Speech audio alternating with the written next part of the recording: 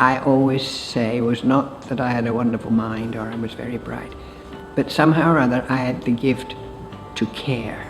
I found out about Audrey's biography bit by bit. The remarkable life and career of Dr. Audrey Evans began in York, England in 1925. It was a beautiful old town, walled town. I went to Quaker school. Then I went to boarding school in Bristol. And then the war came and I came back from Bristol and then went back to the Mount School as a senior.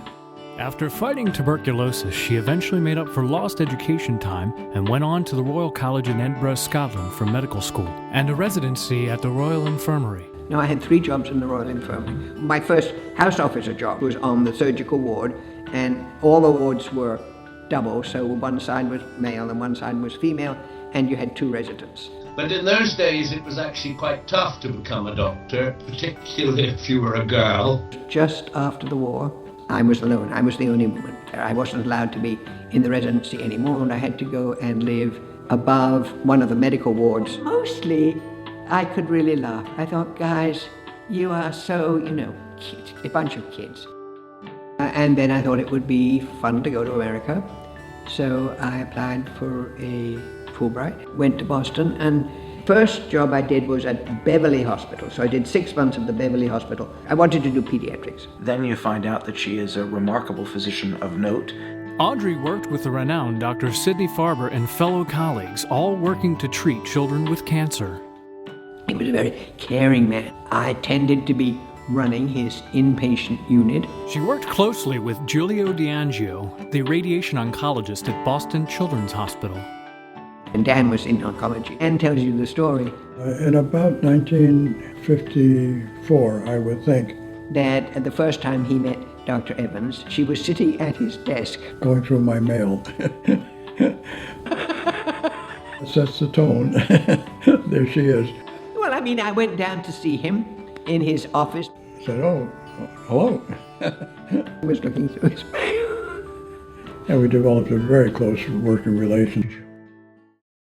To make life in hospital more fun or more tolerable. As far as I was concerned, anything that anybody wanted to do would go. One child who wanted to bring a bunny into the hospital with her. And I said, that's fine, go ahead and bring your bunny. And this particular child, in radiation therapy, she would not lie still and they couldn't treat her. And next time she came, I had to go with her. She said, well, can I take my bunny? I said, of course you can take your bunny.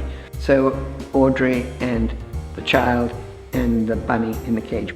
It's a long, long way. It's a very long hospital. It's about 2 blocks practically. So she goes along swinging her poor bunny in the cage. So she goes straight in, she goes to the table, she upends the bunny on the table. The bunny goes like this, The radiation therapy technicians are sort of, what's this? I said, the bunny's come to have his treatment too. Oh yes, She leaves that. She climbs up the seat of one of the technicians, looking through the window. She says, now, Bunny, you have to be quiet. So the bunny's terrified, and so he's just sitting there like this. So she waits a few minutes, and just gets down off there. She goes back, now, Bunny, you're all done, okay. So she leaves the bunny in the cage down there. She climbs, I don't know how she climbs on the thing. She lies back. She pulls up her shirt like this. She said, okay. And they're all going. And so as we leave with the bunny in his cage, having had his treatment, and she's going on happily, I said, that's how you give radiation therapy. And they're all going. So I think we took the bunny for the rest of the treatment. Then you find out that she was the founder of the pediatric oncology service at CHOP. Dr. Chick Coop heard about her and then enticed her to come and be in charge of the pediatric oncology program at the Children's Hospital of Philadelphia. He said, will you do it? And I said, why not? I'll do it, yes. Sounds good. Then you find out that she's a trailblazer in her field. She wanted to develop a staging system, stage 1 being best outlook and stage 4 worst outlook. I had 5x5 file cards, put the cards in piles. And then I sent the data to one of the statisticians and said, does this mean anything? And he came back and said, yes, you did. You have got a stratification that tells you at the beginning, what is the likelihood of this person surviving? And the Evans system is still the basis for how we think about the disease neuroblastoma, but cancer in general. I guess that's my claim to fame.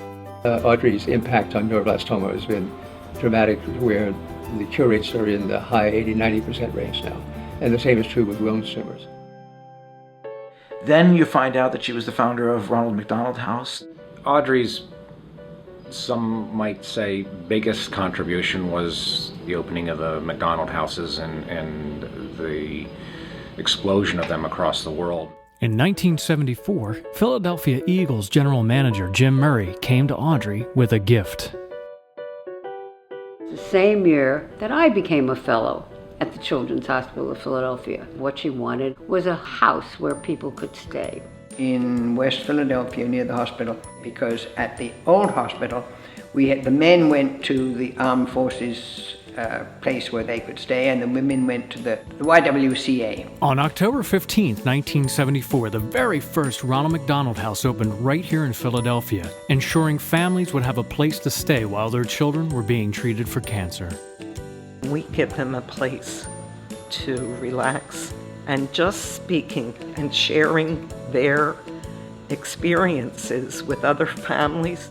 The reverence that the mothers, fathers too, but it was mainly the mothers who I met, had for Audrey, and just the trust they had in her was amazing. Without Audrey starting the houses, they would be sitting by the hospital beds of their children, never leaving. Today, there are more than 300 Ronald McDonald houses in over 57 countries and regions worldwide. My interactions with Audrey were the reason why I went to medical school and why I became a pediatric oncologist. Then you find out that she's a horsewoman, and then you find out that she's a scuba diver, and then you find out that she's traveled the world. And then you find out that she's going to be married for the first time at the age of 80. When Audrey retired, I was happy to be there on the night when they unveiled her portrait. And it's very obvious to me that in her field, the world over, Audrey is respected and renowned for her fine work. She's one of the most remarkable people I've ever met in my life. And then you find out that in her mid-80s, she has the energy, vision, and drive to be the co-founder of a school in North Philadelphia. She started to talk about the idea of a school, and I thought that was a great idea. And Audrey said, I could just be the dog's body and do whatever needs to be done. I could sharpen pencils and make copies.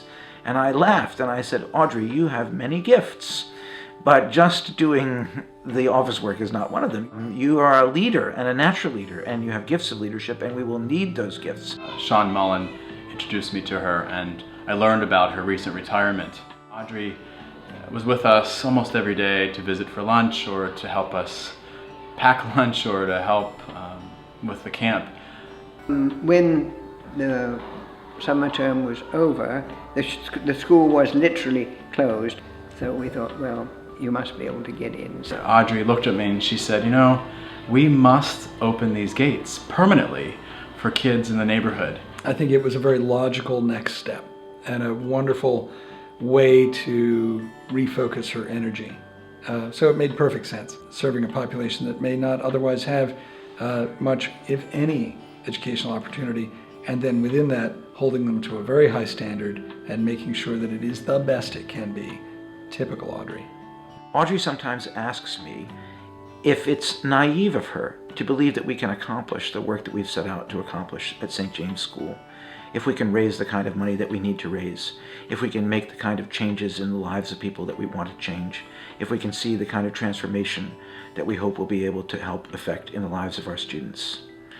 And when she asks me that question, I like to smile at her and ask her if it was naive of her to try to cure cancer.